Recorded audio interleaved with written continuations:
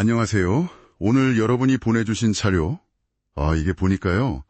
한국 대기업들 이사회 구성에 관한 거네요. 특히 그 사회이사라고 하죠.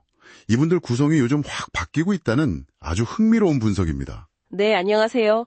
자료를 쭉 보니까 말씀하신 대로 굉장히 흥미로운 변화가 익힙니다. 이게 얼핏 보면 좀 딱딱해 보일 수도 있는데 그 속을 들여다보면 기업들의 어떤 속마음, 전략 이런 게 보이는 것 같아요.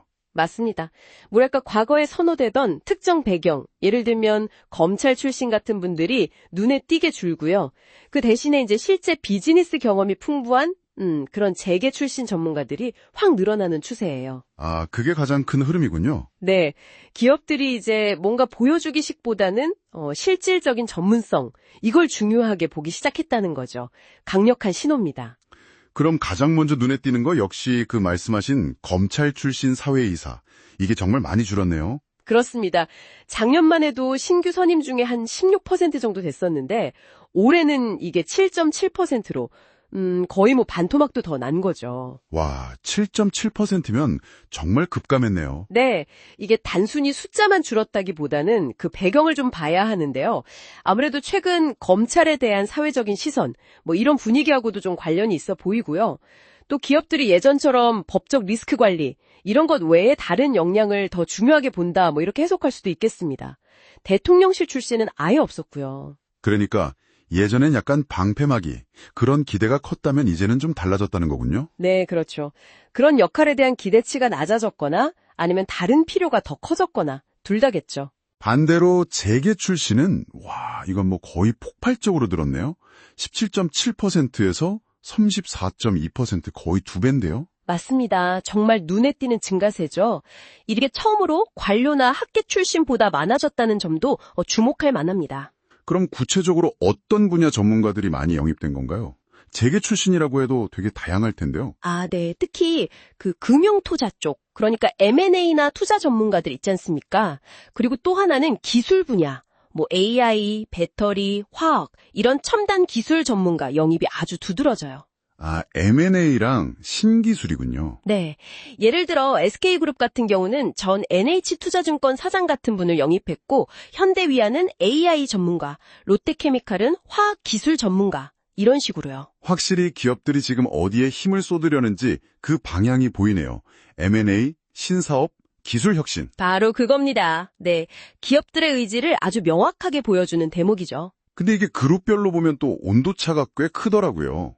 자료 보니까 롯데그룹 변화가 아주 극적이던데요. 맞아요. 롯데는 정말 변화가 큽니다. 신규 사회이사 16명 중에 무려 14명을 재계 출신으로 채웠어요.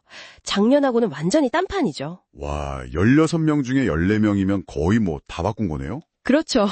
반면에 CJ그룹 같은 경우는 여전히 관료 출신 비중이 상대적으로 좀 높았고요.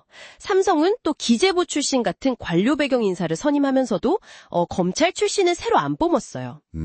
그러니까 그룹마다 처한 상황이나 미래 전략 이런 거에 따라서 다 다른 선택을 하고 있다는 거네요? 네. 각자의 필요에 따라서 다른 인재를 찾고 있는 거죠. 자, 이렇게 전문성이 중요해지는 흐름 속에서 이사회의 또 다른 중요한 가치죠. 다양성. 이 부분은 좀 어떤가요? 여성 사회이사 비율은 역대 최고라면서요? 네, 그 비율 자체는 꾸준히 늘어서 21.9%로 역대 최고는 맞습니다. 근데 최근 들어서 증가세는 약간 둔화된 느낌이에요. 증가세가 둔화됐다. 네. 그리고 더 들여다봐야 할 문제는 그 구성의 다양성인데요. 여전히 50대, 60대 특정 연령대에 좀 편중되어 있고요. 국적도 보면 대부분 한국인이고요. 그 대만의 TSMC 같은 글로벌 기업들하고 비교하면 차이가 좀 크죠. 그렇군요. 단순히 여성 비율 숫자만 볼 게 아니네요. 연령이나 국적 다양성은 아직 부족하다. 네, 아직까지는 이름값 있는, 좀 중량감 있는 인사를 선호하는 경향이 남아있는 것 같고 이사회의 다양성 측면에서는 글로벌 스탠다드에는 좀 못 미치는 게 현실입니다. 결국 이 모든 변화들을 쭉 종합해보면 이제 한국 대기업들이 사회이사를 뽑을 때 그 기준이 확실히 바뀐 거네요. 과거에는 누구를 아느냐 이런 식의 전관예우 같은 게 중요했다면 이제는 무엇을 할 수 있느냐 이 실질적인 전문성으로 무게중심이 옮겨갔다 이렇게 볼 수 있겠군요. 정확합니다. 딱 그 말씀이에요. 경영 환경이 워낙 복잡하고 빨리 변하니까요. 단순히 법적인 문제 막아주는 역할보다는 실제 사업에 도움을 줄 수 있는 M&A, 신기술, 재무, 또 글로벌 경영 능력, 이런 전문 지식과 경험이 훨씬 중요해진 거죠. 기업들이 이제 생존하고 또 성장하기 위해서 정말 실질적인 역량을 최우선으로 고려하기 시작했다. 이렇게 봐야 합니다. 네, 오늘 이렇게 쭉 살펴본 사회이사 구성의 변화. 이게 단순히 그냥 누가 나가고 누가 들어오고 이런 인물 교체 차원이 아니라 한국 기업들의 경영 패러다임 자체가 바뀌고 있다는 걸 보여주는 아주 중요한 지표인 것 같습니다. 맞습니다.